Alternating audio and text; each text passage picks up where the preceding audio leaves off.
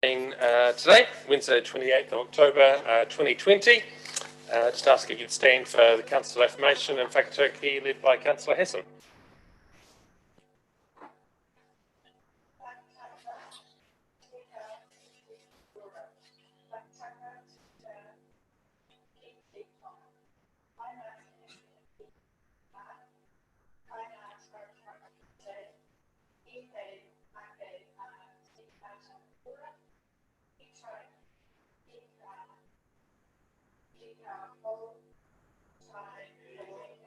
Kia ora, Deborah.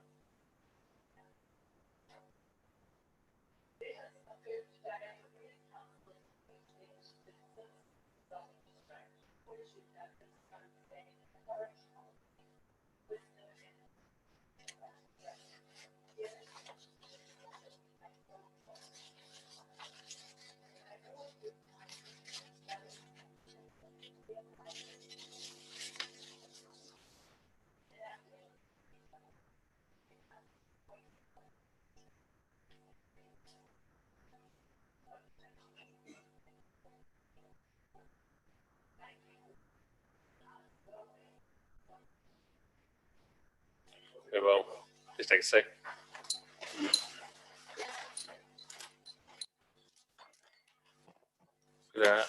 A number of items on the agenda today, and today is the day that this morning Councillor Ipiha mentioned a couple of significant milestones in New Zealand's history, and I've just asked him to relay that information to the community now.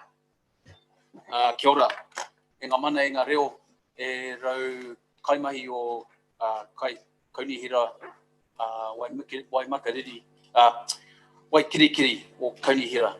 Tēnā koe e Koromātua Sam, tēnā koe kai whakahaere David, tēnā koe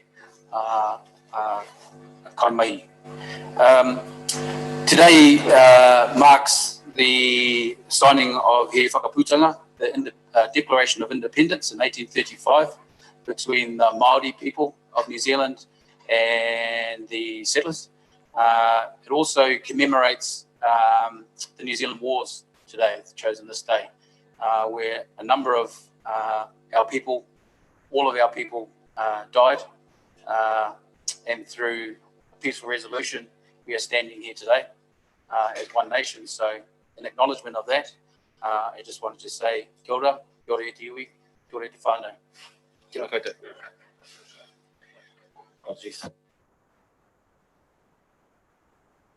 For the meeting today, the mover and seconder that we accept that, Councillor Reid and Councillor Gallagher. All those in favour say aye. Aye. Against, declare it carried. There's been no identification of any extraordinary business. David, none. Any new conflicts of interest that aren't already collected on the register? None. And we've got two public forums today. So I'd like to welcome Nick, first of all, to the front of the room. And there's a seat there for you.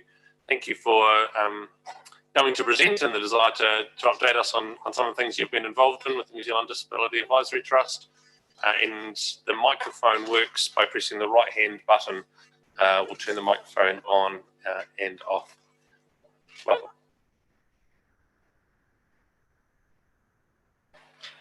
Thank you for the welcome, Right Honourable Mayor Sam Bolton, and good afternoon, Southern District Councillors. I'm Nick Stoneman. You will know my name in the district as being tied up with Busco Canterbury. We've successfully, under that organisation, successfully lobbied for various changes in public transport.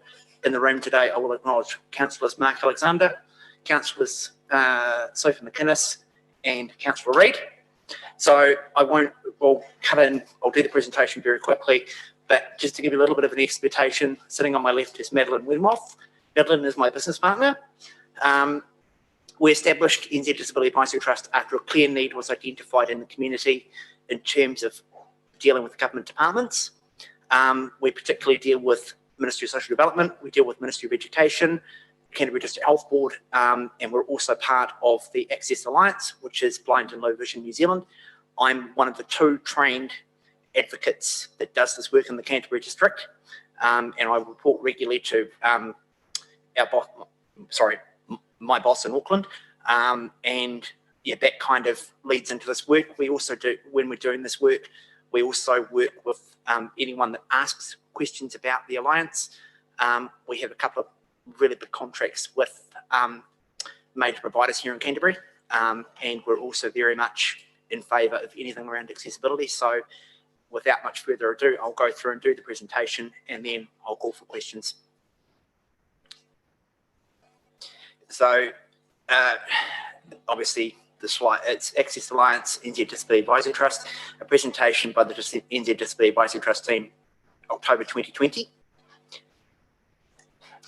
So about the Access Alliance, Access Alliance is made up of 12 different disability organisations. The organisations are Blind and Low Vision New Zealand, the Association of Blind Citizens New Zealand Incorporated, CCS Disability Action, Cerebral Palsy Society, Deaf Aotearoa, Disabled Persons Assembly, Inclusive New Zealand, Kaupara Maori Aotearoa New Zealand Incorporated, National Foundation for the Deaf, Parents of Vision Impaired New Zealanders, and People First. So the photo there is just to highlight that we're obviously, both myself and Madeline have access needs. In terms of our needs, we prefer to say our needs are met by access rather than the word disability.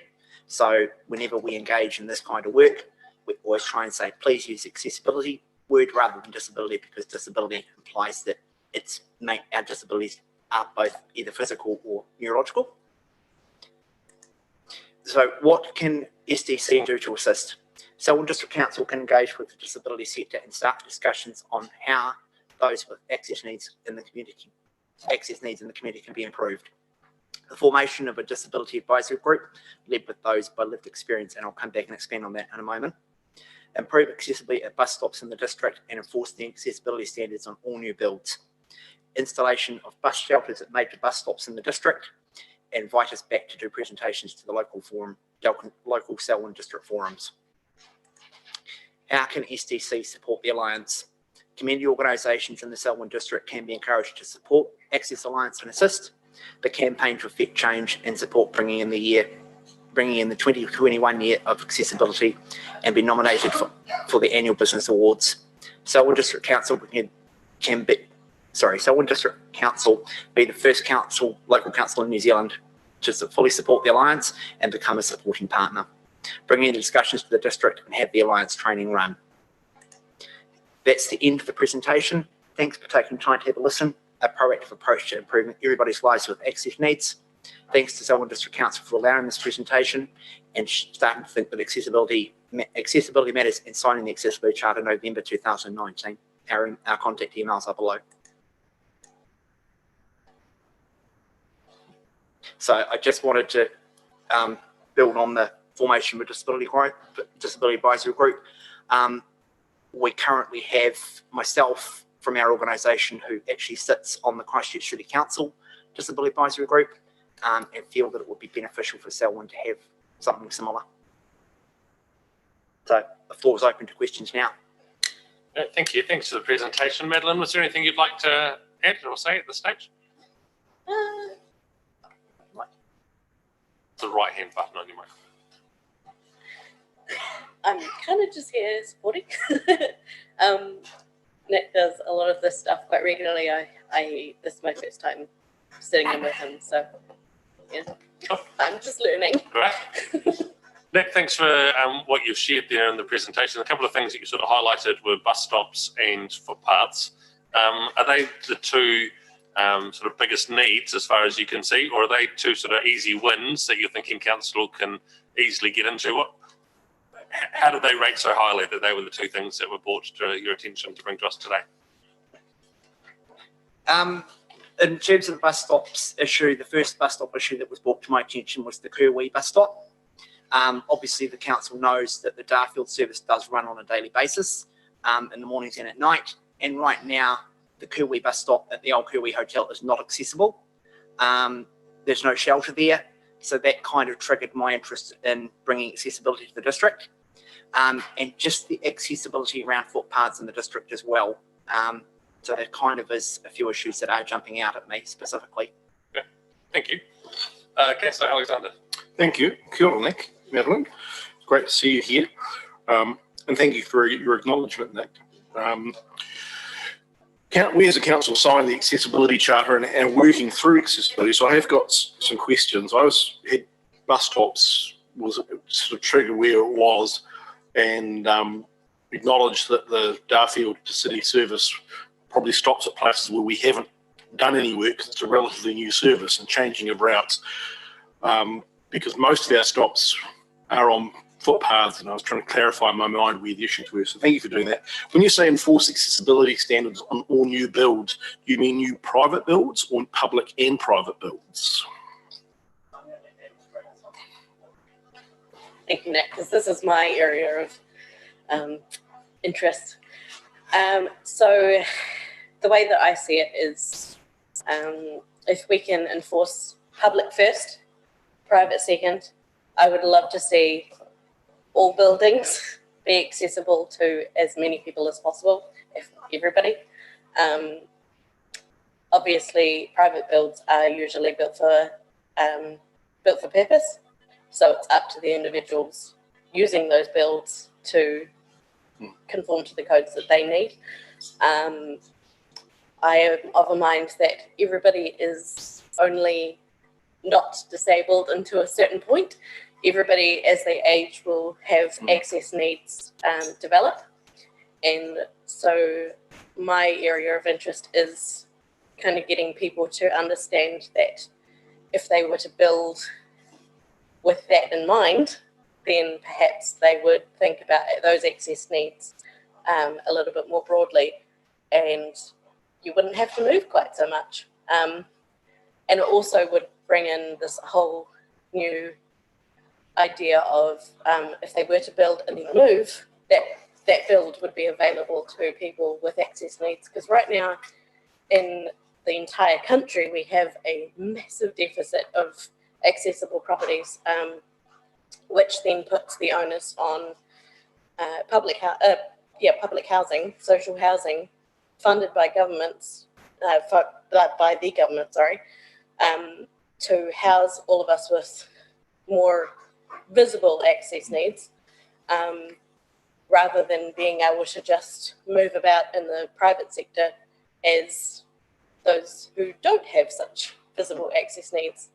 That can also go for neurodiversity as well, because a lot of the time with neurodiversity, there are requirements for housing to be quiet and safe, and more so than those without those access needs. So coming back to the question, our focus would be primarily public buildings first, and then we can look at the private sector later, but yeah. Thank you. I hope having, as a signatory to Accessibility Charter Council here is setting the standard on accessibility and leading the way, would you feel that perhaps councils should also be advocating to central government for an improvement in the building standards, which set the minimum requirement? And I think that's where, to my observation, the failing is that the minimum standards don't meet what's required for the community. Absolutely. And actually, thank you. That's a really good question. I've noticed, as someone who's needed to access public housing very, very recently, I have been placed in a home that is only partially accessible to me, because the lack of knowledge around accessible builds within even the public sector is quite astounding. So working with councils to then lobby to government would be to have a standard across the whole country would be absolutely my ideal, because right now we don't have a whole country standard of what an accessible build looks like, whether that be for public or private properties. And that just blows my mind, actually. So absolutely yes would be the answer to your question. Thanks for your presentation. Interesting with footpaths, it has been a discussion of ours around the council table, and it is actually something, footpaths and crossings were what actually got me dealing with council to start with. So me personally, quite interested to hear what it is that you guys are the limitations that you have around them, so we can look at those. And because obviously mine was a perspective coming from a mother with young children with buggies trying to get around, and so will have accessibility issues as well, and it's also overlooked because they are able-bodied people. So, you know, there is quite a spectrum on our population of different abilities. So it's great that you guys come in and talk to us. Thank you. I'd just like to address that. You're absolutely right. The thing about focusing on access need rather than disability or anything like that is the fact that every single person, regardless of who you are, has an access need of some sort. So it's rather than disability, which puts an othering on the situation, it includes elderly, mothers with prams, people with wheelchairs, people with walking sticks, walking frames, people with low vision, even people with hearing impairments. You know, like literally everybody could benefit from pathways being more accessible and bus stops being more accessible, those sorts of things. So we're looking at a whole picture of how can every single person benefit from this. So I really appreciate what you said. Thanks, Madeline and Nick, for that. If you can leave a copy of your presentation with us, and there's a couple of questions in there which we'll look to address either, probably won't be today, but it may be by way of staff response and report back to us, David, at a future date around our next steps. So thank you for taking the time, and yeah, enjoy the rest of your afternoon. Thank you very much.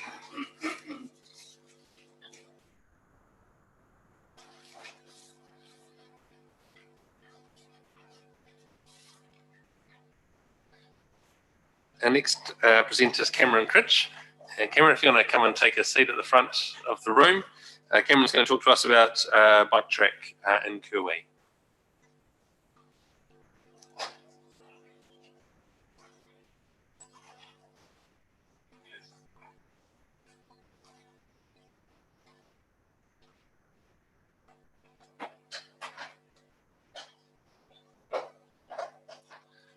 And Cameron, if you can just press the right-hand button on the microphone, and we've allowed about 10 minutes for this conversation, so you can talk away and tell us what you're up to, and then we'll have a chance for some question and answers. First of all, I'd just like to thank you all for letting me speak here today. And you. So this is my proposal for a bike track in Kirwee.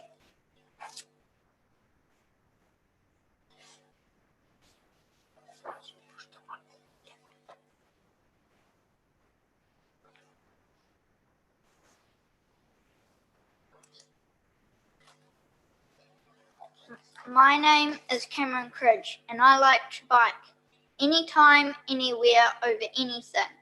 My favourite thing to do is go over jumps, but that is hard when there are no jumps of quality to go over in Kirwee.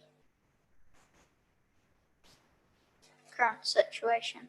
At the moment, the bike track, which is on private land and was built by local children, it is being used lots, and children of all ages are riding there.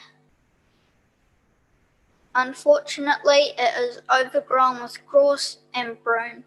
It has been that widely used, it is worn down. And another thing is, there is 100k speed limit sign there, and lots of farmers use that road with their tractors.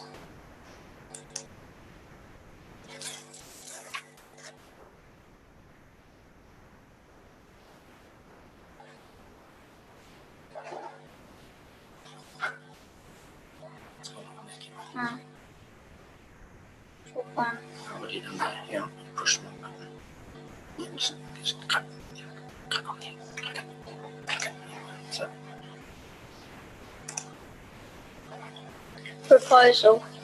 It would be great if Kirwee could have its own bike track that chartered for both little people and big people in a sheltered site that could be maintained.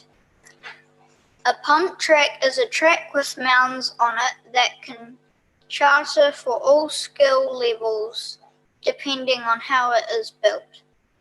It would be great to have a bigger track for bigger bikes and jumps and challenges on it for older people, as well as a smaller, safer track for smaller bikes and young children. The following slides are some ideas. There are 2 photos at Twizel of my brother Oliver at the pump track and myself at the bigger track in the reserve by the river. They also had a seesaw and a bench you could bike on. The pump track is on the right is sealed and can be used by multiple users. That's my brother at Twizel, and that's the pump track in the background.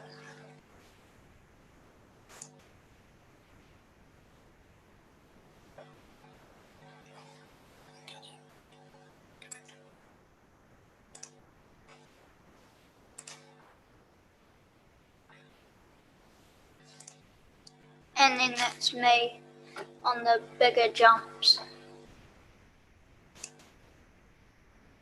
This is my idea where a smaller track could be in the middle or a separate one on the side for smaller jumps or mounds. Some children from Kirwi who use the bike track. They would love jumps, berms, and just a better track that doesn't have holes or rocks in it, and that would be maintained. Thanks. Any questions? Thanks, Cameron. Great presentation, and great to see some photos of what you would like to see and of places where others have catered for this need in their community already. You're in the middle there, are you, with the gloves on and the blue helmet? Yeah, great. So well done on corralling your friends as well and getting involved. You've talked about a number of different tracks. What is your preferred outcome around the type of finish on the track? Obviously, some of the ones you've used in places have a shingle finish. There's some that we have already that have more of a clay finish, and there's also sealed pump tracks. Ideally, what would you like? I kind of like clay, but there are some places that have like crushed up lime on it. And yeah. And where's the closest example that some of us sitting here who might not have seen a pump track like what you're suggesting could have a look at one or get some photos of one from? There is one at Colgate, and there is a practice BMX track at Hornby. And just thinking about the location, you had on the side of the road at the moment, which doesn't seem like it's a particularly safe space to hang out. Like you say, there's big vehicles and also a 100k speed limit. Council has a reserve in Kirwi. Have you spoken to anyone about where it could be located within a reserve, maybe the big reserve or any other space in Kirwi? Yeah, they said around like the side, like sort of where the walkway comes in. Oh, thank you. Deborah Hassan, question? Thanks, Mayor Broughton. You just asked the question whether you'd spoken to the Reserve Committee. Have you had any feedback from the Reserve Committee about them putting it as a project in the 10-year budget that we're going through at council? Yeah, they said after all, like the earthwork and stuff, they would possibly have a bit of dirt left over, and they could like get a bulldozer and make like mounds and stuff. So the Reserve are quite receptive to actually building you. Yeah. Mm-hmm. That's good to hear. Thank you, Cameron, for coming along and a great presentation. Yep. I am aware that you've spoken to the Reserve Board and the Township Committee and the Community Board when they had a drop-in day. So there's lots of interest out there that supports you. I have spoken to Mr. Marshall about this as well, and since then I have had an offer of clay that can be used at a time when it's able to be put together for you. So Douglas, I don't know whether you want to comment on that. Thank you. This type of request does come up sort of reasonably regular. We're opening a new pump track in Crabbleton, which is a sealed pump track, as you probably know. It's in the report later in the agenda. There's about a $400,000 cost on that, so they're not cheap. That aside, we're shortly to take some contracts on the Kerwee domain for development, which, as Councillor Gallagher said, will give us some material. The contractor who has the works indicated they'll be able to do that as part of the process. So I think the reason, it would be good to get this track away from where it is for the obvious reasons that Cameron's identified. I think the other thing we're just trying to work in, there definitely are contractors out there who are happy to push soil around. We do end up with jumps, and Lincoln's a great one for the Liffey, ending up jumps on riverbanks and that, which aren't the best place for them. So we're trying to just get a little bit of budget so we can get a bit of money for soil, because we've got to be careful what soil we do. We don't take on our reserves. Ultimately, though, we've got to make the tracks that Cameron's shown there that they're just the right height. We don't want to make anything that's too challenging that could cause us question marks if someone got hurt. But the type of stuff that Cameron's identifying is doable. It's just like anything, just a matter of finding the money in a way. And I think we've got Kerwee one. I'll be sold sometime in the next 2 to 3 months and make that work. So, yeah, should be able to get an outcome. May not be quite to what you're seeing at Twizel there, Cameron. But it will be better than what you've got currently, hopefully. So, good for the future. 2 stages, Cameron. Stage 1, Kerwee. Stage 2, better than Twizel. You can keep working at it. Thank you for coming in today and sharing that with us. It sounds like it's going to be a really good outcome for you and the other kids at Kerwee. So thank you. Yeah, thank you.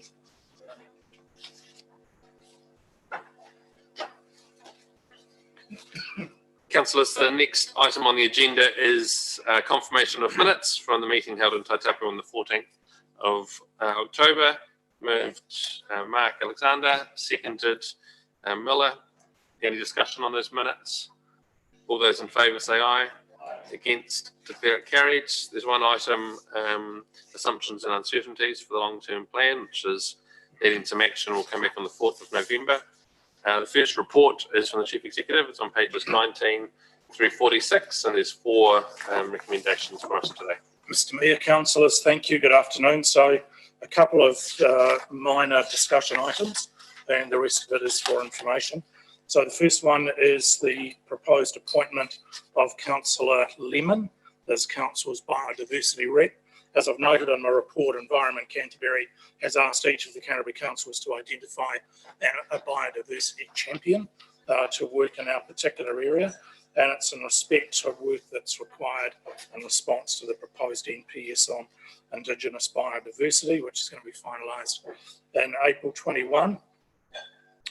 Bottom of page 19, I note that authorities undertaking district-wide identification areas of significant vegetation, work to be done within 5 years, and more importantly, over the page, working together with Tangata Whenua and also one strong Canterbury voice. This has been discussed with Councillor Lemon. We acknowledge his absence today, but he has indicated his desire to be council's rep if today's meeting supports that appointment.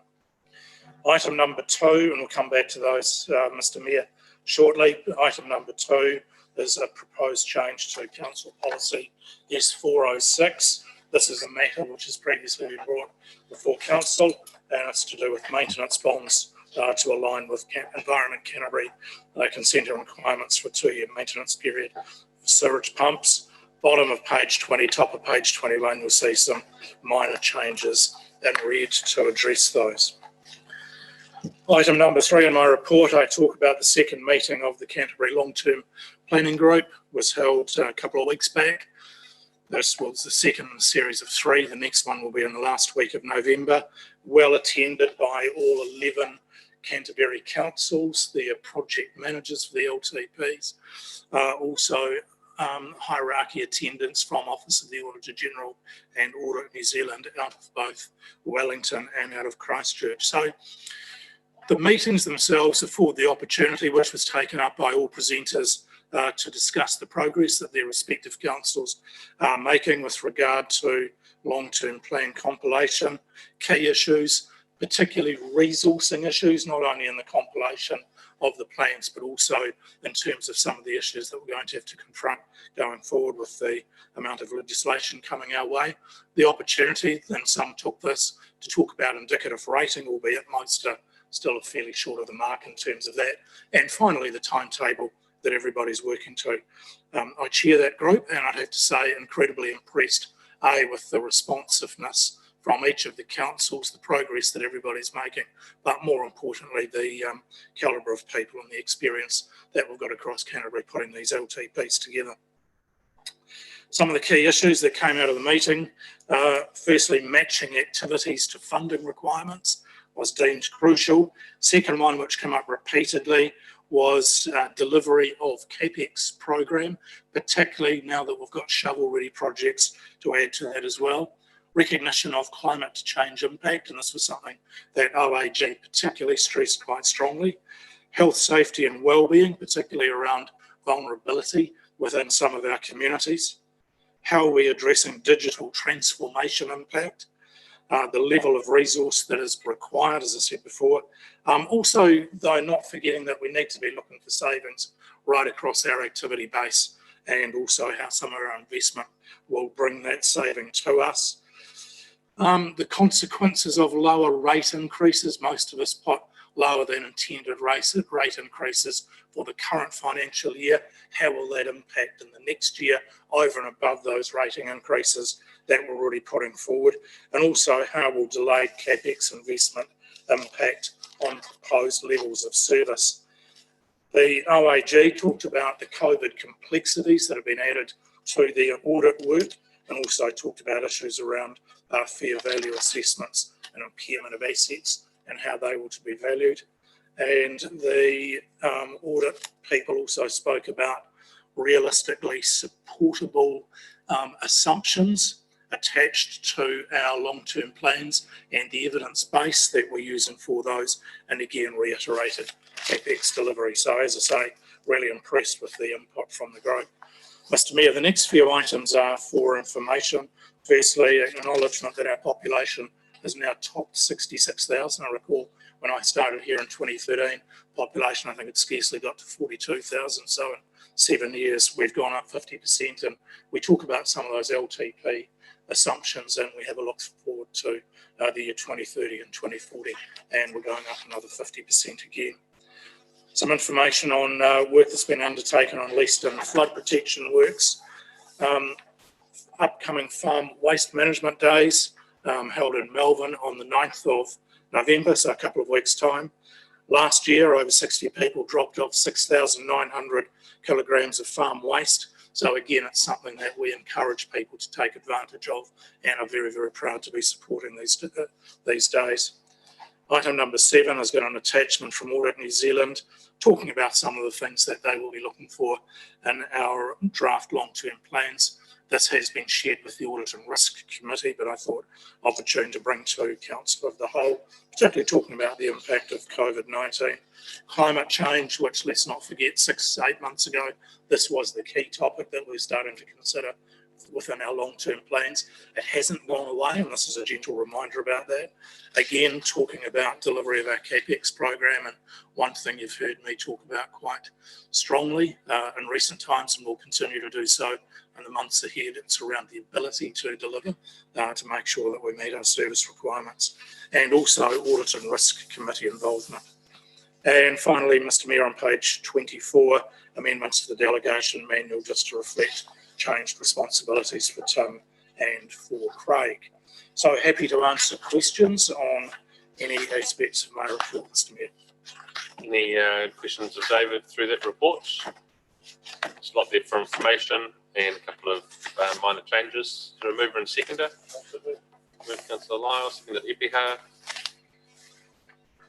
All those in favour say aye. Against, declare it carried. Item 2 is the adoption of the 2019-2020 annual plan.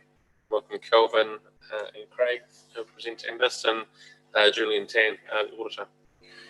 Just while they're making their way to the front, I just want to acknowledge the effort of a number of staff that have gone into the preparation and presentation of our annual report. Huge amounts of work, hugely significant information, and I encourage everybody to take the opportunity to read this, to understand the activities that council is involved in, the breadth of the work that we undertake. Also want to acknowledge Julie and you and your audit team as well for the support that you have shown to staff and the guidance that you've given through this quite arduous process, and thank you for that. And with that, hand over to Kelvin, who's going to speak to the report itself, Mr. Mayor. Thank you. Good afternoon, Mayor and councillors. It's my pleasure to table the annual report for the financial year ended 30 June 2020 for your consideration and adoption.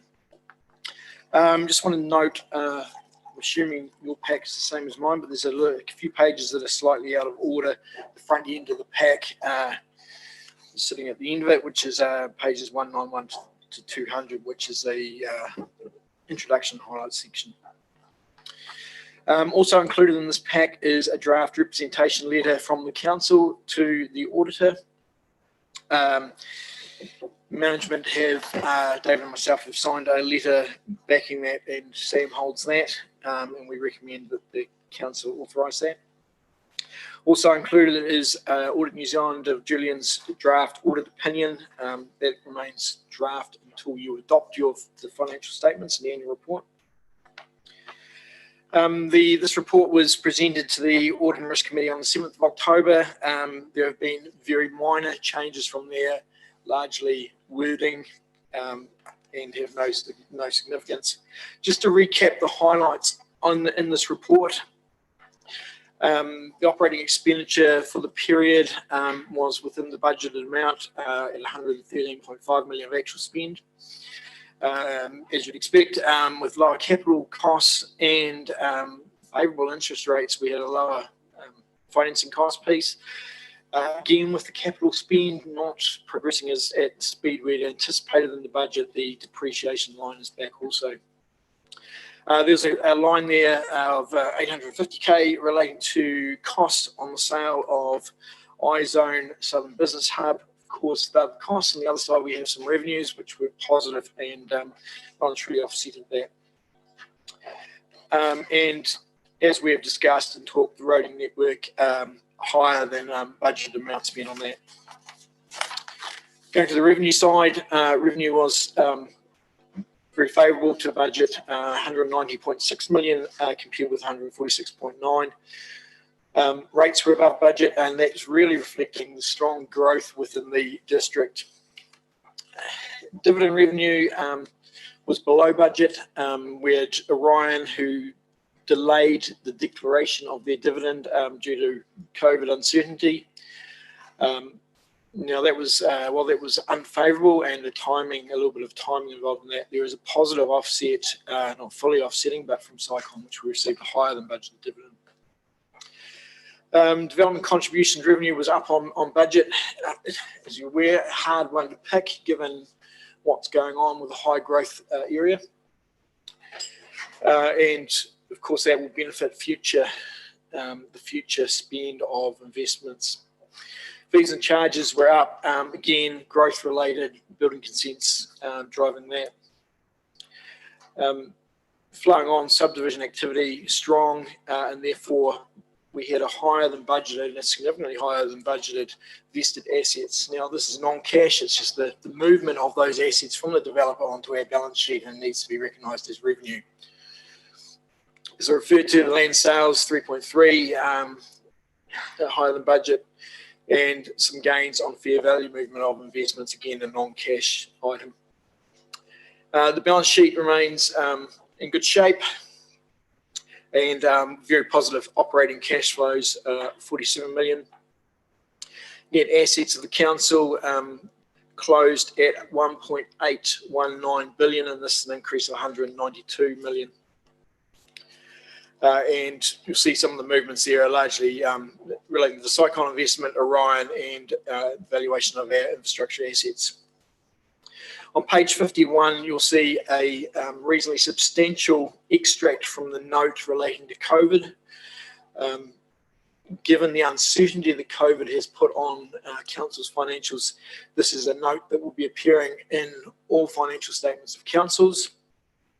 Of course, different numbers in it, but it shows there the impact that we saw on our operating performance.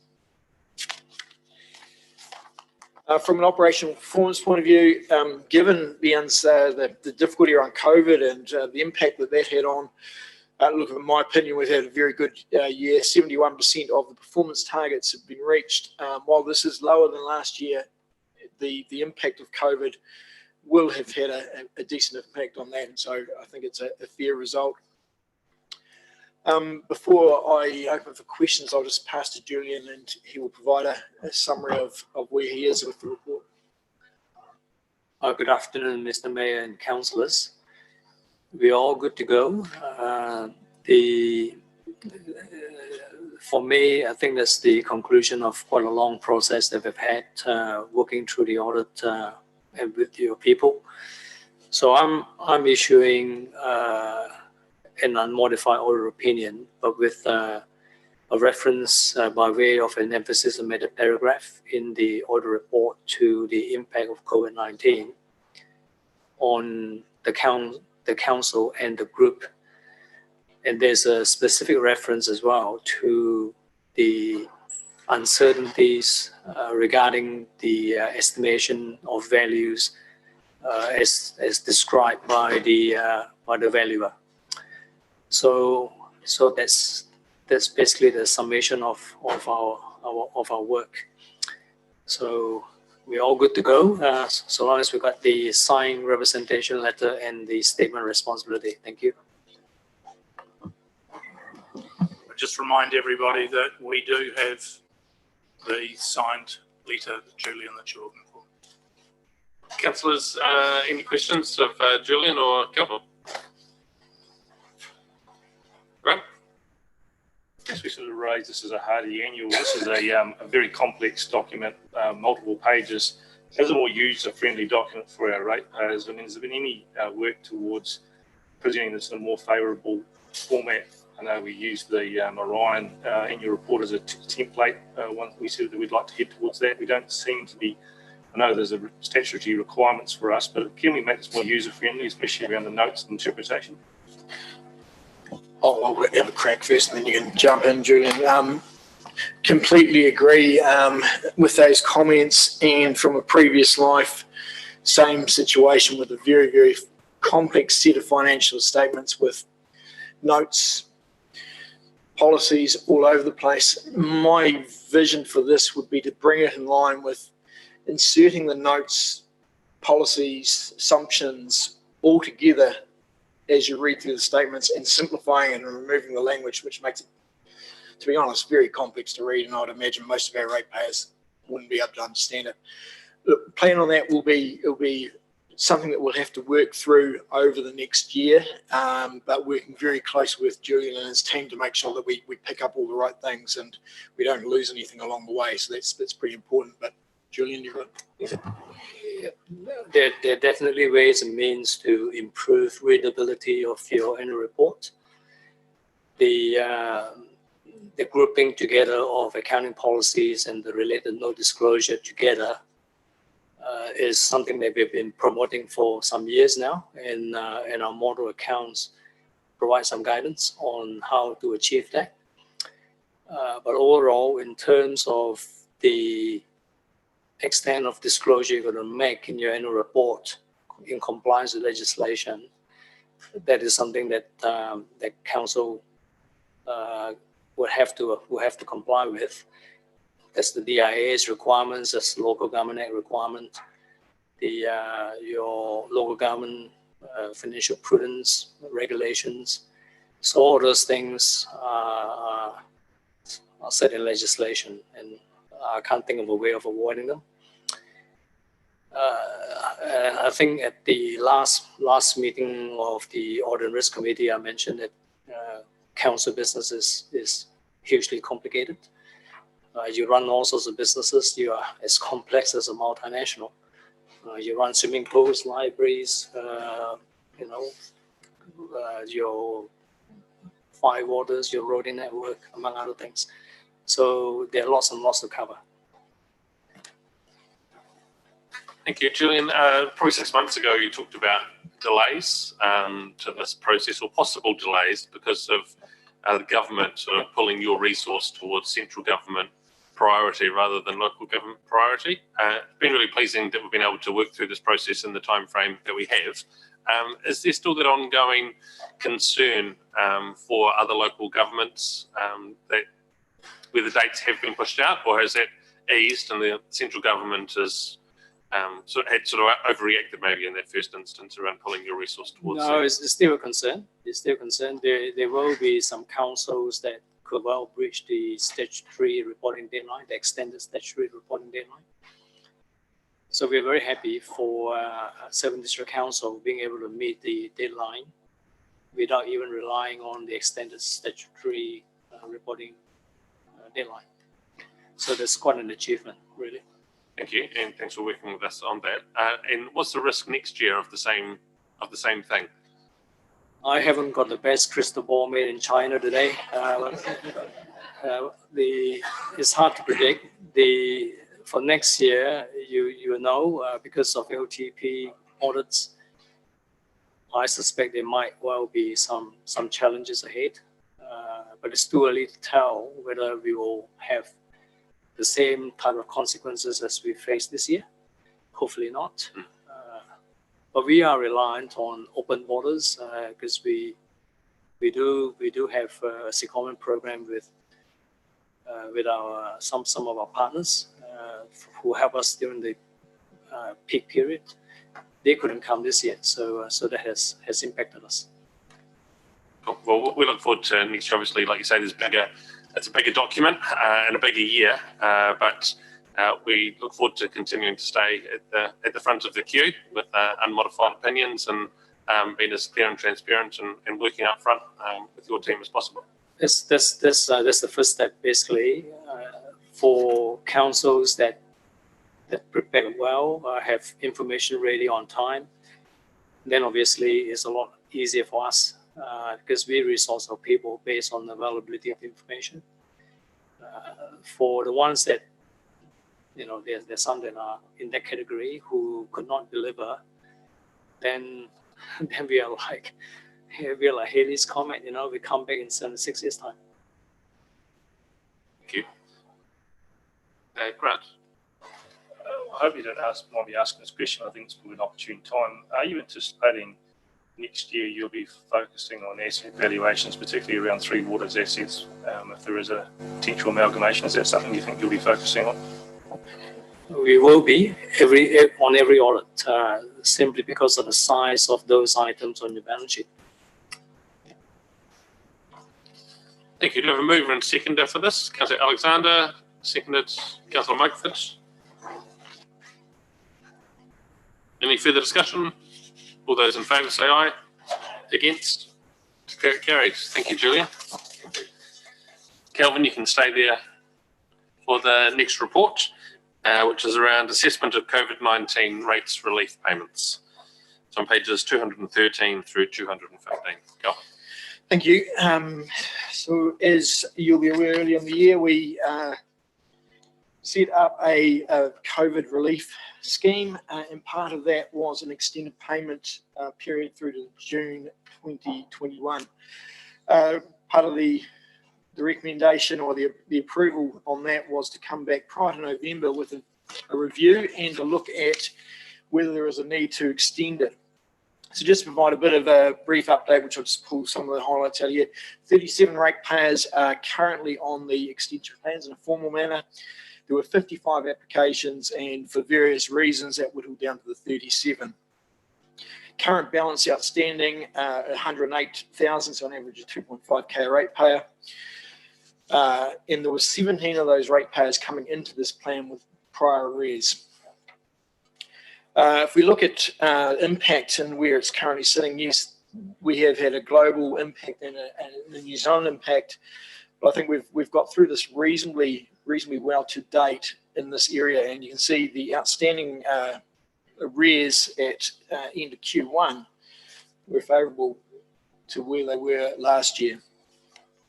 So look, recommending from this that we don't extend it, but we continue to monitor given the level of uncertainty. We don't know whether this should intensify in New Zealand again, length and time of vaccine will take, and border restrictions, how long they'll remain on, and the second impact of that second round of wage subsidy coming off.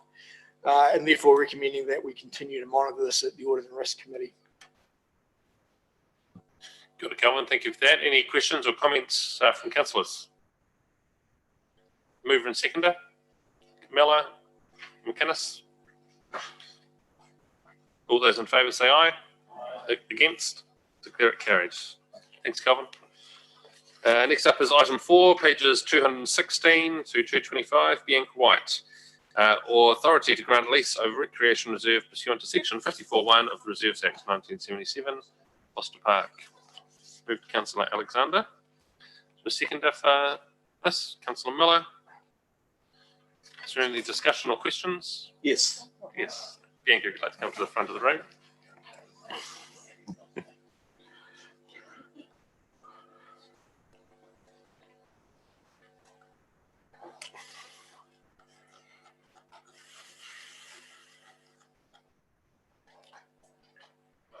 Thank you. A great report and a great outcome, a continuation of what has been the practice of leasing building and lands to the clubs that are on our reserves. The question I have, and I guess I'm not sure whether you'll better answer or whether it falls under Mr. Marshall's team, other members of the team, is the practice when the Rolleston Rugby Club rooms were on Rolleston Reserve was they had individual check meters and they were charged for the electricity they used. Will that practice continue?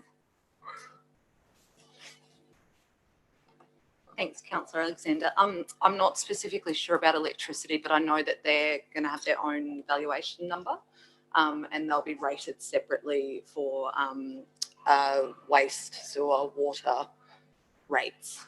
But I'm not sure specifically about electricity. Well, perhaps we can follow that up with the property, other members of the property team who manage Foster Park, because that's been the practice. The rugby club have, with their chillers and things, been quite a considerable user of electricity and have quite willingly paid for it. The other question is, looking at the map on page 221, again, you may not be able to answer this, but I assume the area of their liquor licence will be the area to which they lease, which is the area bounded by the rectangular box. Yes, I believe that is the case.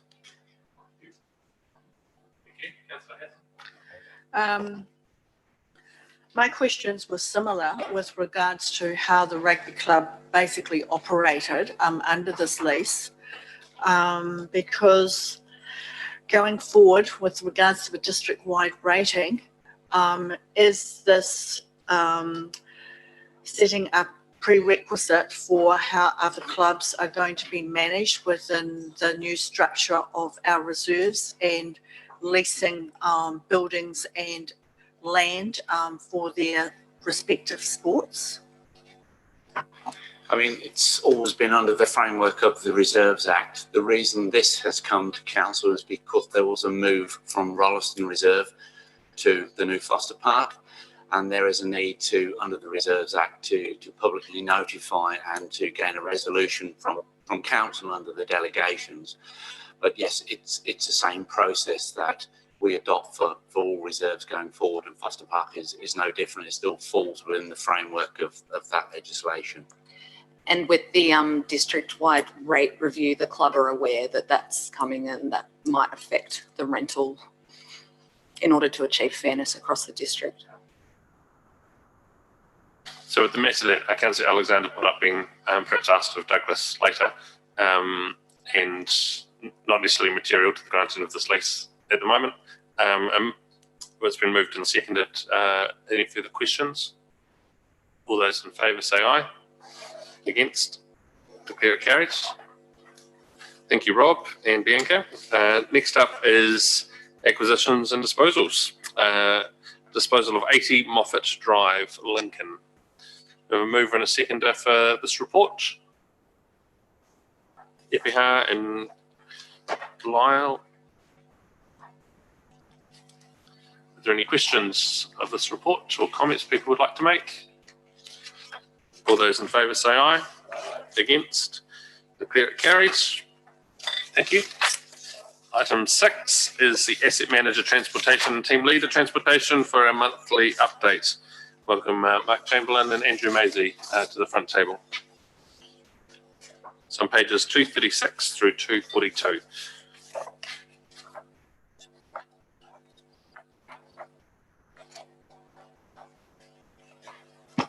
Good afternoon.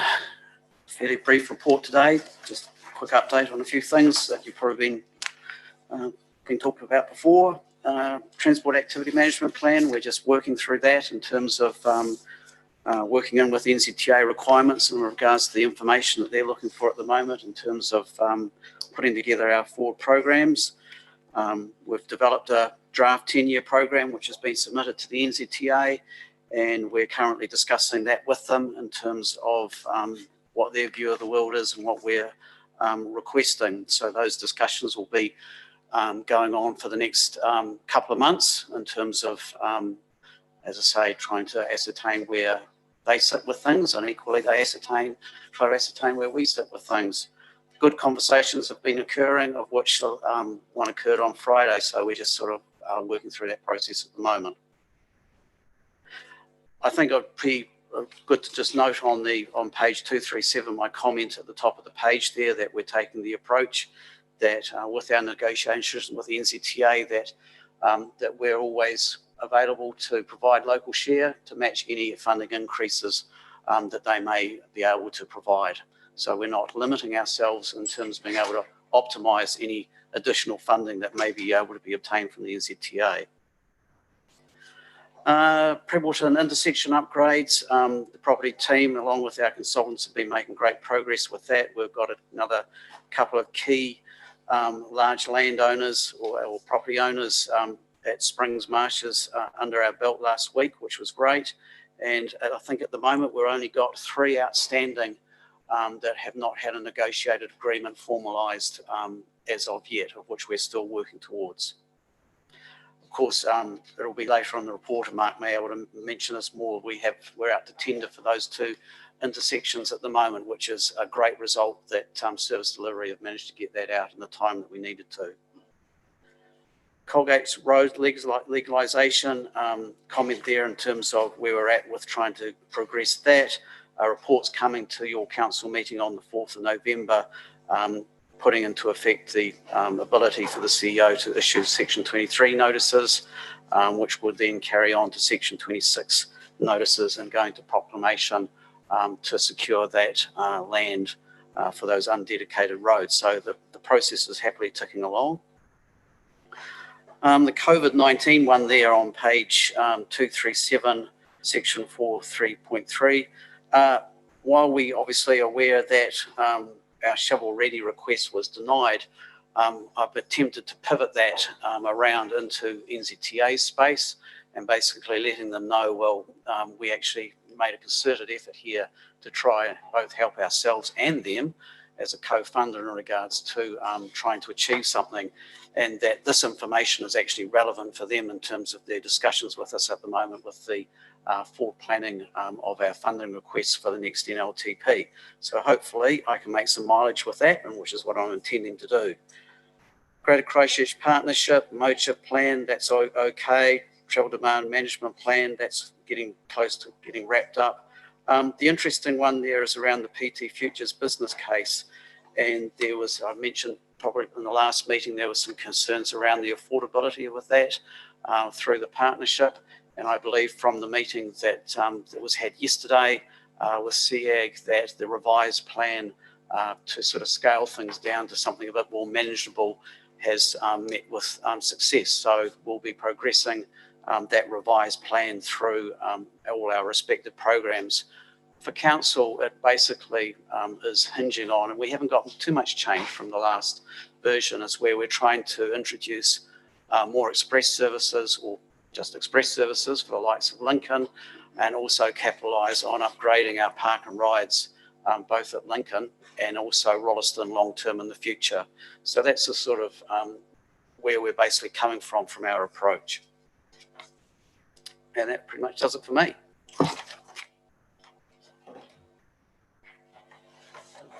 Yeah, kai koni hera. I think most of the report is read. Just cover the road maintenance. Obviously, the road maintenance contractors probably one of the main focus. So that is out to tender. Just coming up to a week. It was went out to the market. There's been 16 downloads to date. So it's a combination of main contractor suppliers and some multiple ones for organisations. But just got to let that run its course and see who downloads them and then who puts the tender in. So there was a pre-tender briefing. We've kind of 7 contractors turned up for that, so no major issues. So, but they're not necessarily going to say too much in the room with other contractors here anyway, so that's all right. So we'll just see how that runs. The other unsealed road maintenance assessment. So the inspection was completed early in this 6-month period. So it's just a matter of they having to get out in the network. The results are different to what they have been in terms of there are less roads rated as poor, more as average, and the good ones about the same. And that's discussed there. Combination of the weather has been pretty good. We only saw one wet month, that was June. Other than that, the year's been pretty good. And actually, I talked to a farmer on Saturday, 8 out of 9 months have been below average in rainfall, which isn't a great thing coming into summer, but we'll see how we go. The other thing is just the rating for drainage. We just had a bit of a rethink about that and just how we're rating. Just because of high shoulders doesn't mean it's poor drainage. So it depends on other things, cutouts, soak holes, that sort of thing as well. And just the inspections following rain events when we did actually have it, and it was a bit wet, they just noticed the difference in those. So that's why the ratings have changed a wee bit to what they were. But the other thing with that as well is also rating unsealed roads as a KPI for the annual plan is something that's always been difficult around the country. It's something, so we're probably going to use this as one of their KPIs in terms of percentage that are rated above poor, rather than saying that ones that are rated as poor, so ones that are better than that. So just as a target there. It is dependent on lots of things in terms of funding and weather and things like that, but the results will be what they are, just like with anything else that we report on there.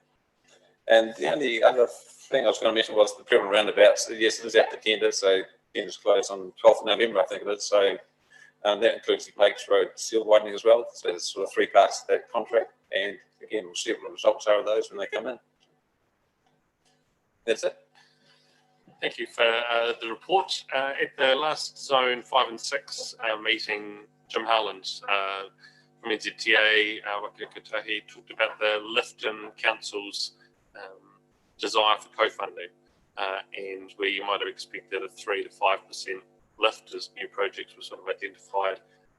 There's over 30, I'm over 36, something percent lift in the amount of money that councils were requesting co-funding with NZTA.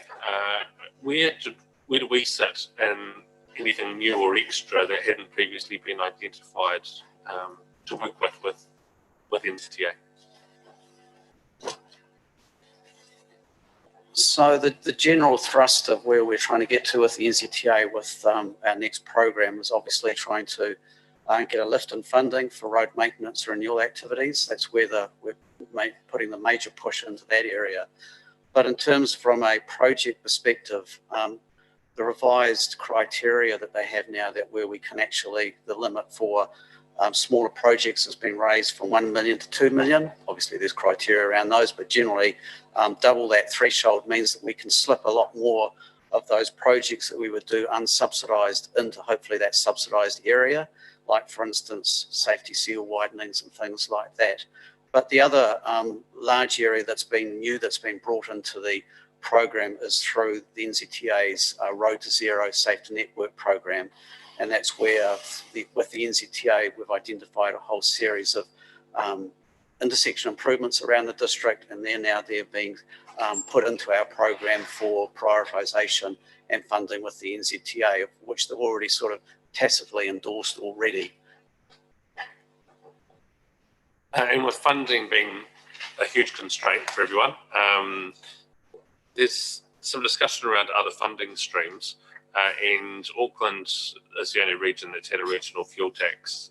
And the previous term of government, there was only, they were the only space that was allowed one of those in Labour's first term. And so that is a discussion now that could be live again post the last election.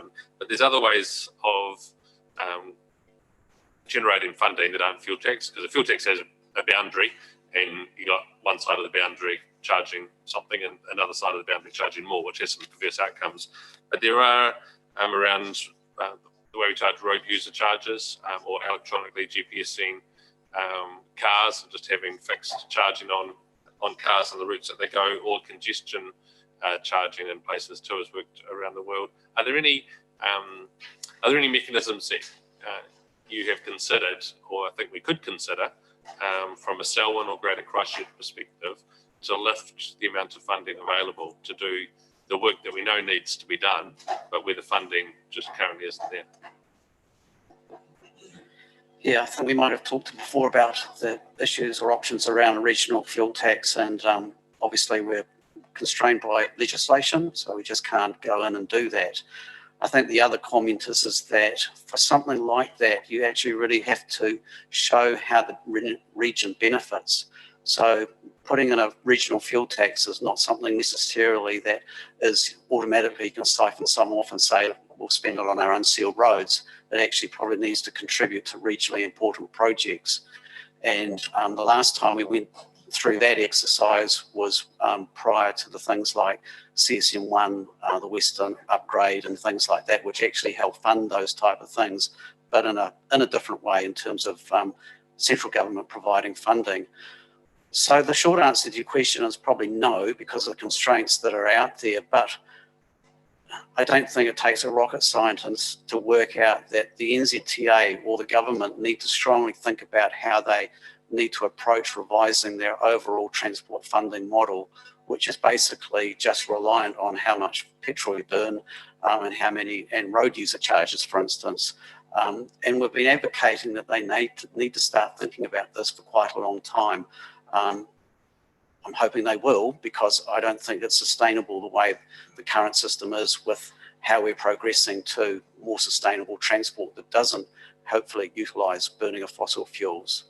But as I said in the last meeting, I think in terms of the regional fuel tax, that I was going to mention it through our regional transport officers group, and we've got a meeting next week, which I'm happy to do just that for you.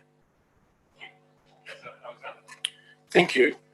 At the public forum, we had Nick and Madeline from the New Zealand Disability Advisory Trust speak to us. One of the items they raised was the bus stop for the 86 service Starfield to the city at the old Kirby Tavern site, saying that it was essentially inaccessible by the nature of the site. Whose responsibility, being it on the state highway, would be to improve that site to be accessible for patrons of that bus service?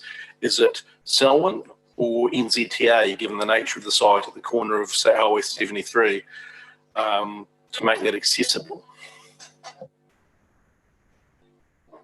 I'd like to say it was NZTA, being on a state highway, but I would know the answer we'd get from the NZTA, so it would be us. If I may follow up, should that be dealt with by way of a service request, sanctioning and sole driver request? We have some discretionary PT funding that we could utilise. I know that we've got a bit of a problem with the Kirby Tavern in regards to some of the boundaries are very indistinct and what starts where and things like that. So there's actually probably a bigger underlying issue in terms of understanding how we would need to upgrade that frontage on a more sort of coherent basis in regards to how they may rebuild the tavern as well.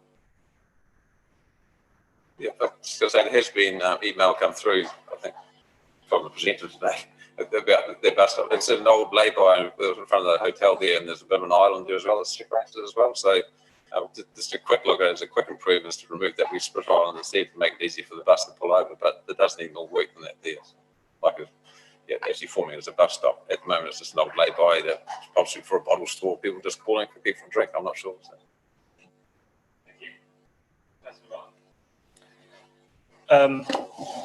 you might like to open that conversation with the NZTA at a nice light tone with the bus stop, and then go and tell them what an absolute cock up they've made with the 2 lanes into 1 outside Ralston, because the tailbacks are massive.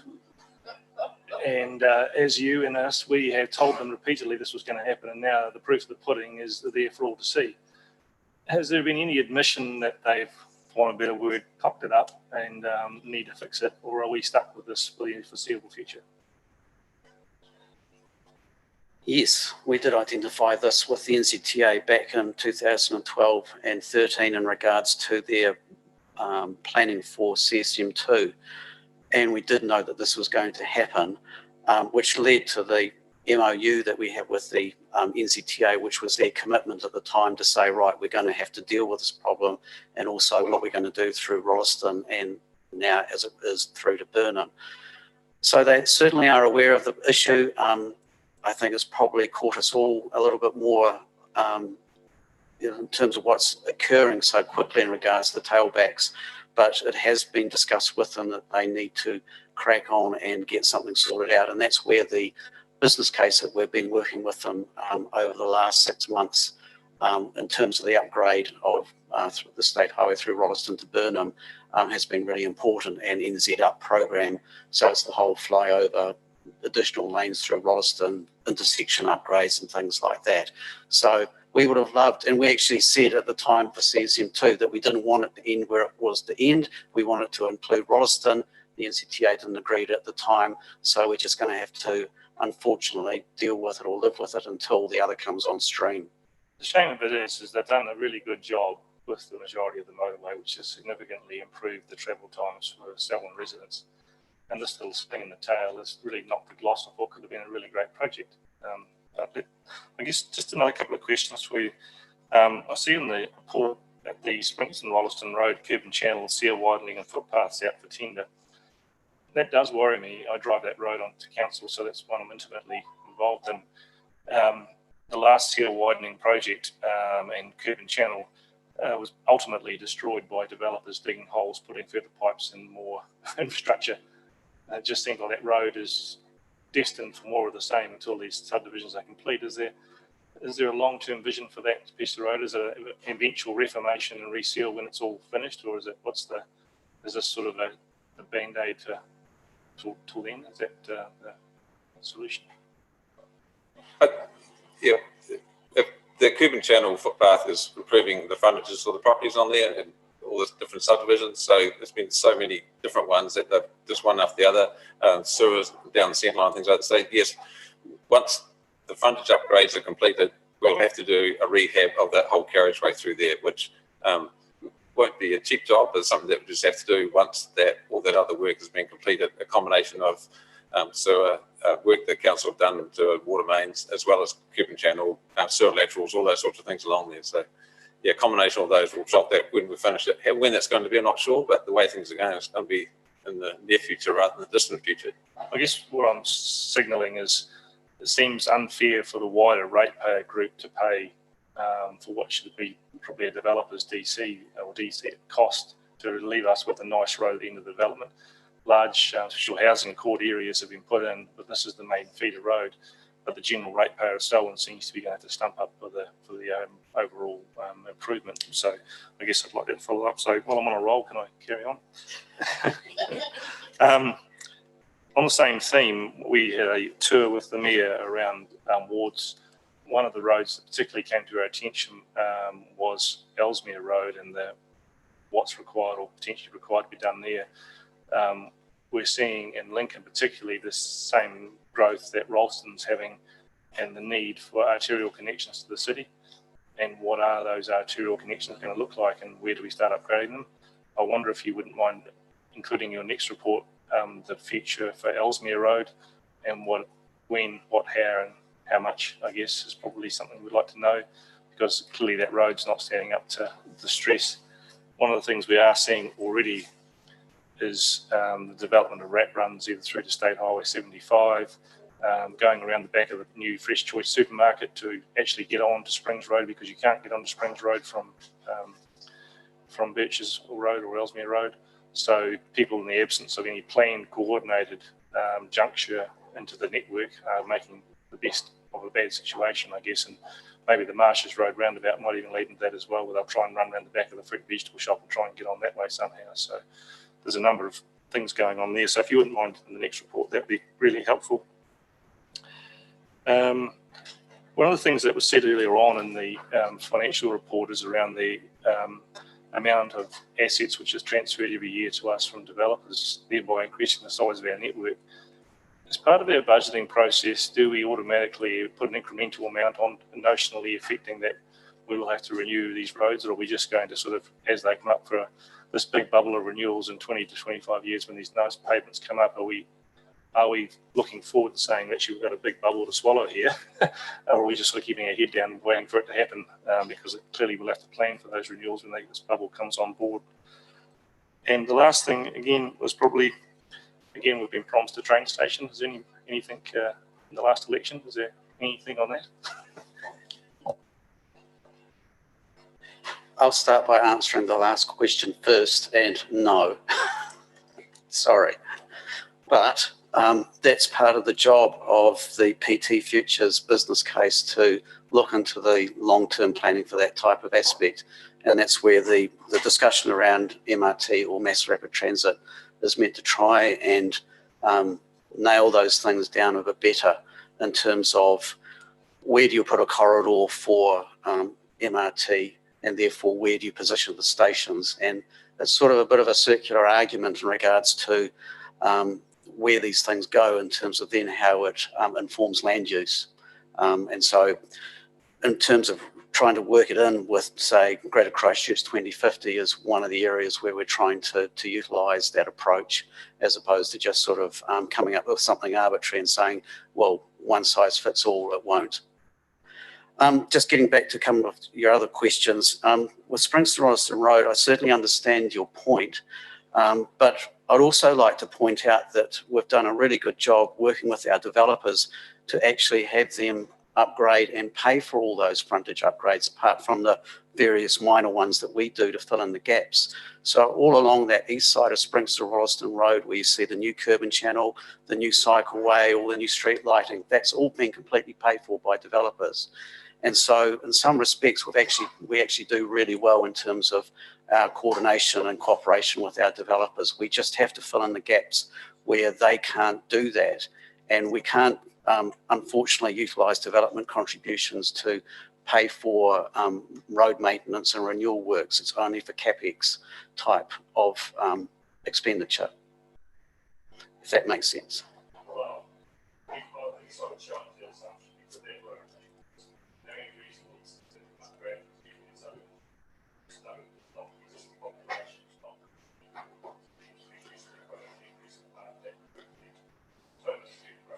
It is totally due to growth. It's, as I look at it, growth is a good problem to have, and unfortunately it has byproducts like this, and we just have to manage them the best that we can. And moving on to the other part about that, yes, we, as part of our negotiations and discussions with the NZTA, point out these facts to them and make sure that we try to preempt what funding bubbles there may be coming forward in regards to growth that's occurring and the amount of vested assets that we get into the system. Like, for instance, when we get a whole lot of new streetlights, well, they require more electricity to run. So our budgets for, in terms of running those type of things, need to progressively step up. And that's part of the challenges that we have discussing with the NZTA, our scenario and our situation compared to other people, and how we need to plan for these type of things. So it's never ideal and it's never perfect, but we're always in there trying to convince them on these matters. And the fact that last year we had $80 million worth of roading assets vested in us was something that we definitely shoved under their noses when we talked to them last week around our funding issues and how we have to deal with things going forward. Yeah. Thank you, Councillor Hassan. Thanks for the update and the report. Mine is around unmarked intersections. And I just wonder, maybe it comes under road safety, but do we need to highlight the issue of give way to the right when you come up to these unmarked intersections, or some publicity around the safety issue? because many of them are on our shingle roads, and it does require people to stop, look, you know, before you actually carry on through. Because not all of them have give way, stop signs, and some of them may have up to 3 or 4 roads coming in at one junction, with no sort of controlled intersection. So I just wonder whether we need to improve our area in that. And what highlighted this was the number of unshingled roads, I guess, that we actually do have, especially around Ellesmere, the lower part of Ellesmere, and even closer to home, around the Springston area. So I just wanted to highlight that particular issue.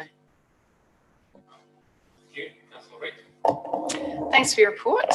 And just for the information of the others here. So if you're looking at the road safety section on the last part of the report, and got the mature drivers driving skills refresher courses coming up.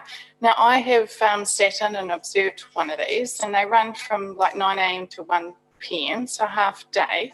And what's not clear is that it's actually got an occupational therapist which speaks for half the time, and actually because a number of our elderly residents, they have movement issues as you're getting older, and it actually can help them with their driving, getting in and out of the car. And also half of it is having a driving instructor who's actually giving information, or just asking questions about their driving, and actually going through some just driving refresher points, which we all can probably benefit from as well. And they also get the option for a subsidised driving lesson. Now, it would be good if you guys could promote this to your community. We all know older drivers who might benefit from this course. And we obviously are still discussing about public transport. That's the other option that they could potentially have, but that doesn't go out to across the rest of our district. And just as an example, a number of them, the last course, took up the subsidised driving lesson. And one woman in particular had only been driving for half an hour because she would get sore arms from driving. And all it took was a driving instructor to see that her seat and her steering wheel weren't set up properly. So that makes a big difference for the lives of these people. So it would be good. I've got something that I can share that you guys can share around. But I was just really impressed with seeing that course that Jessica, who's our road safety person, has organised. So I thought you guys might be interested to hear that. Thanks, Nicole. Could we move on a second to receive the report? Alexandra and Bland. Any further discussion? All those in favour say aye. Against, declare it carried. Thanks, Mark and Andrew, for that. The next report is property transaction update. It's on pages 243 through 258. Douglas.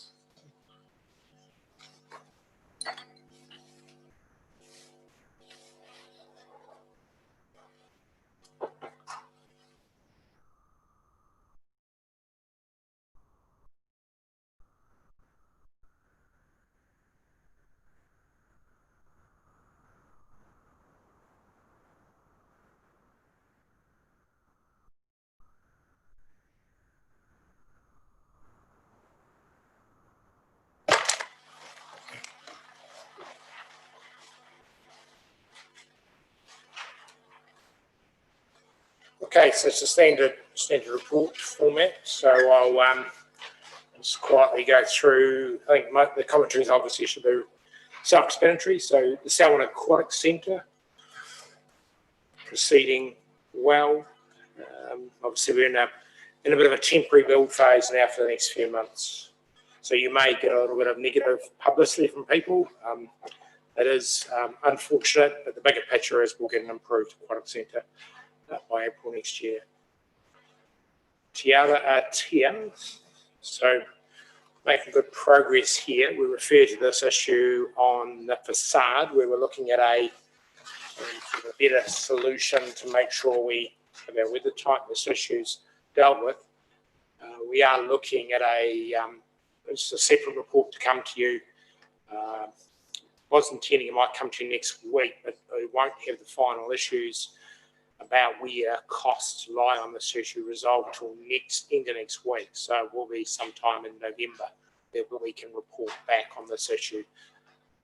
It's actually, it's a topical issue because of the weather tightness, and also the facade's important to the building from a number of angles. It obviously adds to the look and feel of the anchor, but it does have issues regarding how it attaches, and we need to make sure we haven't got any problems with there. We've obviously had plenty of review and design on this issue, and this is just the final piece of work that we've been reviewing and looking at. Foster Park Indoor Courts, sorry. Yeah, okay. Foster Park Indoor Courts, we're going fine, that particular job. Responsible camping, the key issue is that successful application for the 2021 season we've got there for those items that are listed in 1 to 5.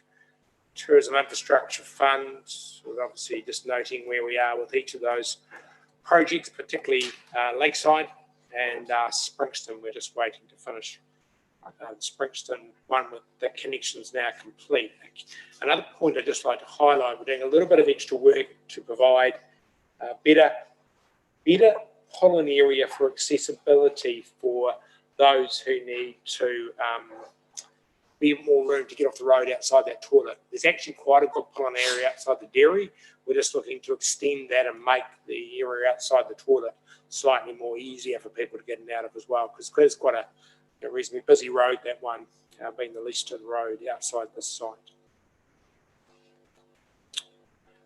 Lake Coleridge, so the site now has been fenced and starting to do the clear for that site, so that's good. Kororata is just still going through the investigation side of that site. Camping areas, we're just Rhodes Park, we're just getting a little bit of discussion there with the camp, with the golf club, just trying to refresh whether we have an arrangement for them to collect our camp fees. They were one of the ones who were keen down there to see that ground open, so we're just seeing whether they're going to step up and help us with that process. They'd get a small fee for doing that. The balance of the sites have opened pre-Labor Day. Leaston sites, again, just working through a process there. We'll look to have a far more fulsome report to you probably late November on our Leaston issues, which cover community centre, library, medical centre, all issues that will be part of the long-term plan coming forward. Rata, quite a bit of work done in the last month on this site plan. The package of information has gone out. I just put a copy of the letter. I didn't bother all the detail, but I know one or two have asked for that. If you do need that, let me know. And then we're just waiting for costings to come back to us over the next couple of months. Nothing on earthquake prone to add. Westmount Community Park, so we've been past in the last couple of days, the main bowl starting to be sculptured out. So that's good progress. We actually got onto that site a little bit earlier than expected, which is pleasing. Reed's Pit, so the plan I've just popped out there is just showing, we're just looking at how we get people who are biking to the site safely in and off this site. So we would need to acquire some land on the inside of the curve there on option 1, which has got that orange and blue line through it. Noting that there is the existing Rolleston cycleway on the other side of the road, which goes straight across Selwyn Road there, which, just so you know, that's Selwyn Road where my finger is. The cycleway runs down through there, that's that line. So it's really, this corner here has got a very challenging intersection if you're trying to get across there. This is a reasonably short distance. So we're looking to say, well, let's come back far enough till we get our sight lines right here.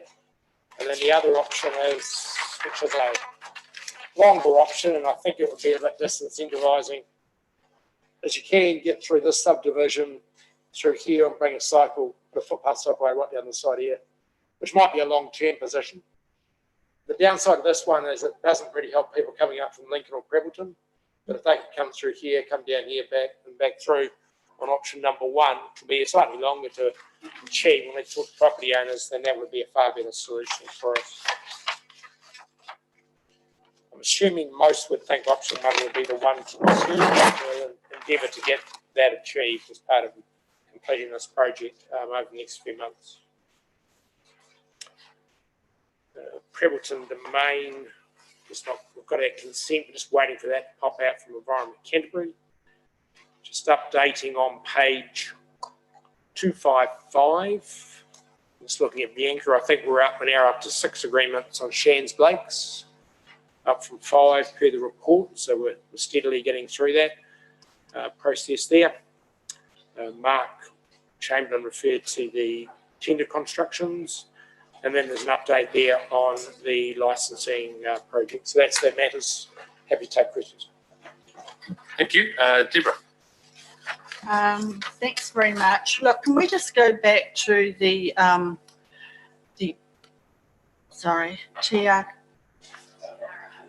Tiara Atia, sorry, I was trying to find it.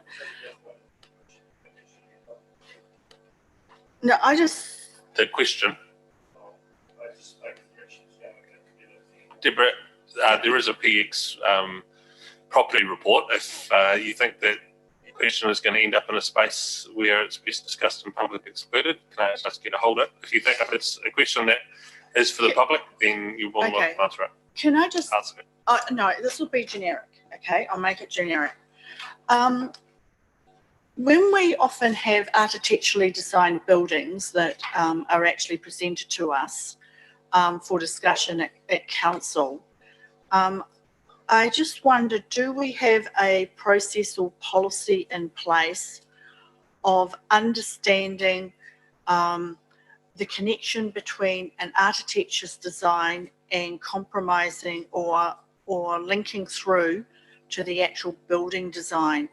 The reason why I'm bringing it up as generic and with regards to an overall policy is that I've been around this table a long, long time, and this isn't the first time that an issue like that has actually arisen. So I just want to clarify, do we actually have a process in-house that manages this for all of our buildings going forward, seeing we've got several buildings on the go? And that's one question. Yeah, I mean, I'll take further questioning and public scrutiny, but just a general comment. With every building that you construct, you end up with a building consent, obviously, or you can't build it. You also end up with producer statements to cover off design issues, and then you have construction warranties and that type of thing from builders as well. So you make sure you have all those things in place. This issue has been one that we have looked at very carefully because of the whole issue of making sure weather tightness is fine. The system that's been suggested here looks like it will be an actual probably enhancement of what we've got. But one of the challenges being here is that the builder themselves have also identified a couple of issues which we've worked through. We've taken specific design advice on this issue, but I'm happy maybe it would be appropriate just to talk in a little bit more detail in PX, just in case we have any questions that we want to consider. But I think the key comment we made is that all our buildings go through an extensive design consenting phase to make sure we've got these sort of issues covered. So if there's any further questions that aren't related to Aratia? Yes. Okay. Thank you. Just for clarification with regards to, sorry. Just for clarification with regards to that, your option 2 to consider auto by is that not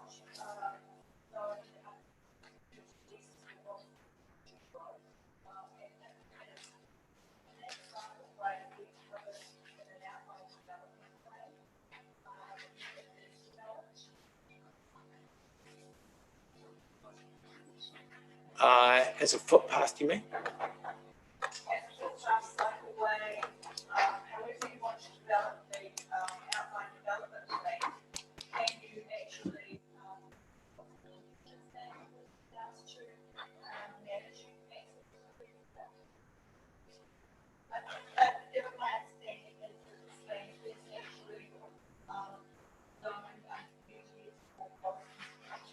Mr. Harris, are you able to answer that question?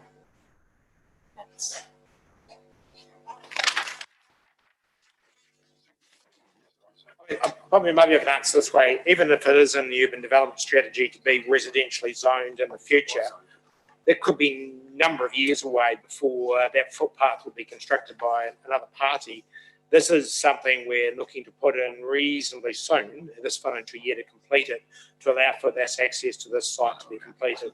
So I think it might be nice to have somebody else fund it, but really it is a project that we need to fund out of our property budget, and we do have a budget for this either option to be completed, although it's a bit tougher under option 2. Thank you. Councillor Reid. Thanks. Sorry, Tim, did you have an answer? Yeah, well, it's not zoned. It's within the infrastructure boundary, but certainly it's got a way to go before it even gets close to any sort of residential development. I don't think it's not a future development area as yet. So it's there's no zoned area out there. It's not zoned, but it's within the infrastructure boundary, which is one on the path to zoning. That would be the first step. Thank you. Councillor Reid. It's all right. Thanks for your report, Douglas. It's good to see that amount that we got from MB for the Responsible Camping Working Group Fund, or TIF, or whatever. That fund itself, what is the life on that? I mean, we're obviously applying year on year to get funds from it. Is there something in government that's saying that's going to be for however many years? I'm just a bit concerned that, we're obviously applying for quite a bit of money each year, which will, if the fund ends, then we may have difficulties that we need to get that money from somewhere. And I don't know if you want to answer that project. The other questions I have is around the Hororata Hall and the Reeds Pit. Responsible camping, I mean, it's one of those things where we just have to sort of carefully manage the budgets to cover those costs in the future. We don't know whether it's coming to an end at the end of June 2021. I don't know. So as soon as we know anything, we'll let you know. At the Zone 5 and 6 meeting, they intimated that this was the final year for that, so there'll be no more money after this financial year. So are we looking at, so this title we've got of 220,000, that's what we have to provide for in our long-term plan to cover those expenses going forward? Yeah, we've got some allowance built into that now. Okay. Now, just with the Reeds Pit access, and it's good to see consideration of this.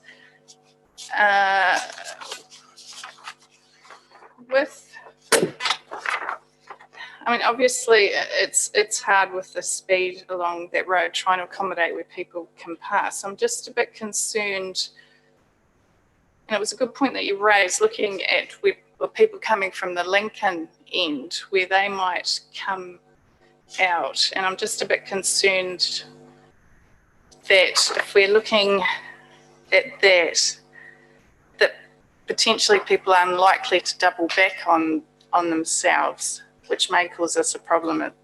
I'm not sure how we can stop that. And with the development of the large-scale park, trying to get my head around the area of land where that park comes up to. How far short would it be from where the Reeds Pit is? I'm just thinking about an alternative cycleway that potentially we would have paths through that park as well once it's developed. So just one option we considered for this site was to bring the cycleway around the corner here and through in the side, but we just felt that wasn't appropriate. Again, it's that crossing through there with my pen pointing would be just challenging with lack of sight. So we'll have to make sure we've got really good signage here. If people are biking, thinking they're going there, to go, hey, look, it's just a couple of 100 metres, safer crossing, come back that way. The district park boundary is probably around about there where my top of my pen is. Yeah. So yes, it might be an option, but again, that's years away before that connection's there. So these are the two most logical, obvious options for us to look at and see what we can achieve. And just with the Horata Hall, so the options that the communities have gone into community with are involving sort of play centre. So what's the relationship with the play centre at the moment with the current hall? And if we're going further with space in any future hall, would they have exclusive use of that particular space? The current site is deemed, I think, pretty unacceptable and probably isn't actually certifiable, I think you find. Okay. And the answer is no, it wouldn't be dedicated space, it'll be shared space. So in other words, the key thing you should appreciate is getting toilets separated from adult activities if they're in the same space. So we need to make sure that's adequate. But we've made it really clear this ain't dedicated space, but you might open a cupboard and there's all your stuff. Okay. There was something in the media recently about rollouts, play centres being the way to go, which we take. This is where we're going as well. And there's some examples from Canterbury. Cool. So yeah. Thank you. Thank you. Certainly option one is the better option, both cost-wise. Looking at the map access, there's no physical connection currently between the two road drives in option two. Have we actually spoken with the landowners, or are we just simply saying this is a potential option and that we'd have to make a land acquisition there as well? Yep, Mr. Easy to tell you, he's probably walked the street already. Yeah, good question. When those two developments were planned, we asked for a link to be made between the two cul-de-sacs so that in the future a road could go through there if, for instance, it was rezoned and became higher density. It's unformed at the moment, but the ownership of the link is with us. Excellent. So that's just wasn't clear looking at a satellite view on a map that we had a physical ownership of the land. That's actually a great backup plan for the future. But I think pragmatically and practically, option one is the way to go.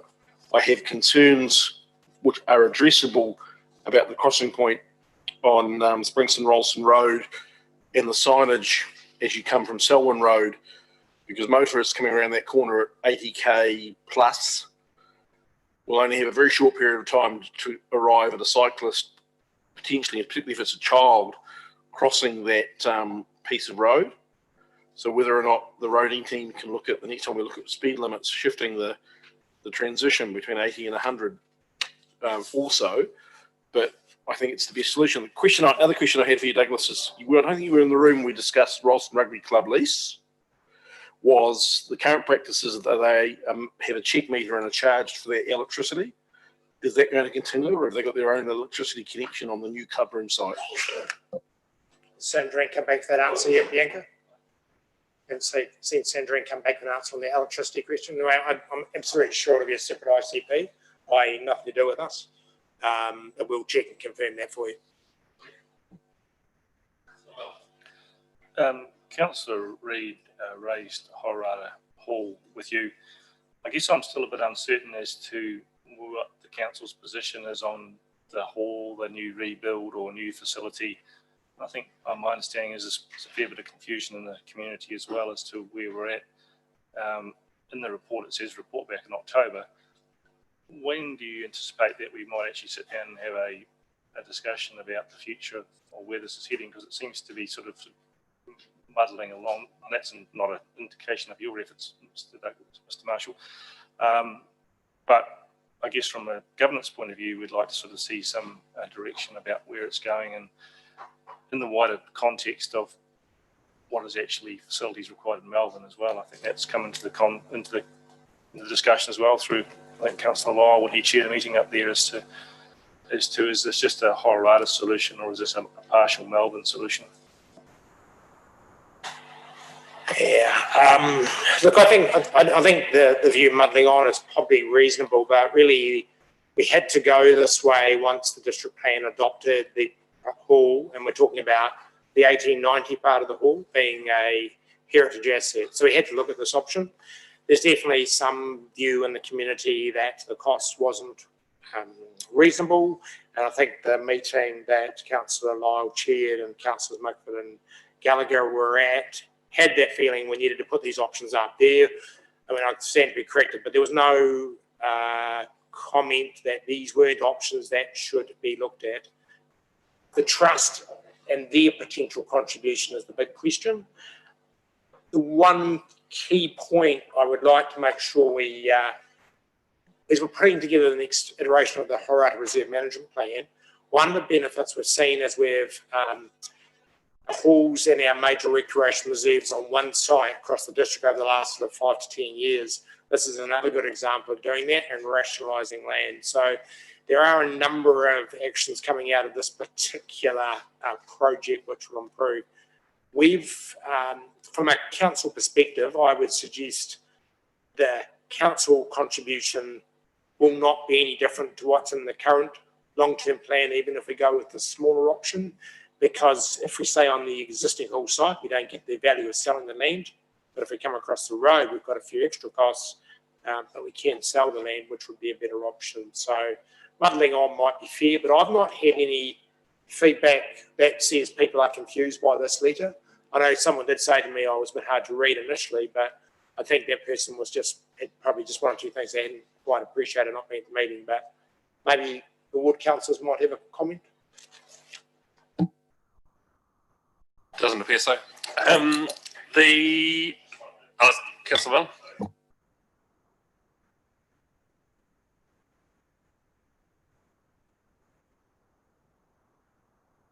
So the Heritage Group came to us months ago and they're applying for money, they tell us, but really we've had nothing concrete from them as to whether they would buy the site.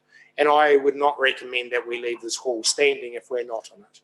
Really, we would just end up having to fund it at some stage. So the Heritage Group need to step up and either come to some funding to buy it from us, or they need to do something else. I wouldn't be recommending it unless its use was changed. Secondly, we've got to go through and remove the memorial status. And thirdly, there is the endowment status on the land next door, which creates some limited income for it. All those things have to happen before you can do a freehold title. So I think also too, this heritage issue, and it's how would I say, some of the the newer parts of the building, they're not great. So I don't think there'd be a massive market for this site. Stand to be corrected though. Yeah, at the moment, Douglas, the Heritage Group are trying to get funding to do a feasibility study on the future use of it as a museum, which they'll bring to council. That's where they are at the moment, but still trying to get funding. Thank you. A couple of things around here. The TIF I mentioned does run out this year, so that infrastructure funding will disappear.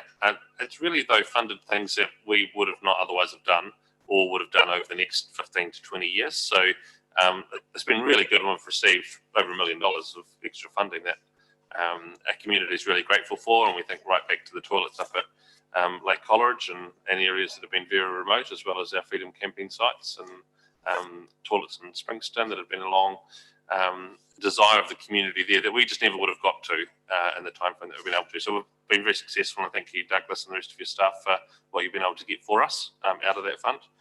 And just thinking about Reed's Pit, the cost of the land, are we going to purchase that land, or is that an easement over the land? Because at the moment we've got 68,000 versus 400,000, but the 68,000 I don't think includes the purchase of the land, yeah?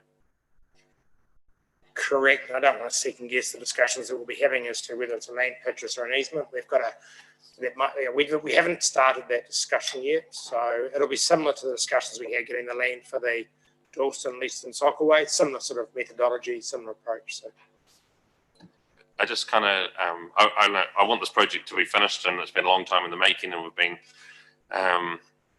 been waiting for it, but it just sort of appears there's money appearing for a link and a cycleway, and we've had a community committee come to us on numerous times, the Glentunnel Whitecliffs community, who can't seem to get any support to do something that they've already put huge hours and time and effort into doing something themselves as well. So not to take anything away from Reed's Pit, but I don't know that we're treating everyone equally. And when I think back to the presentation we had this morning, and we're talking about $400,000 for a Prebbleton sealed pump track, which again should be done. I think we should be doing that.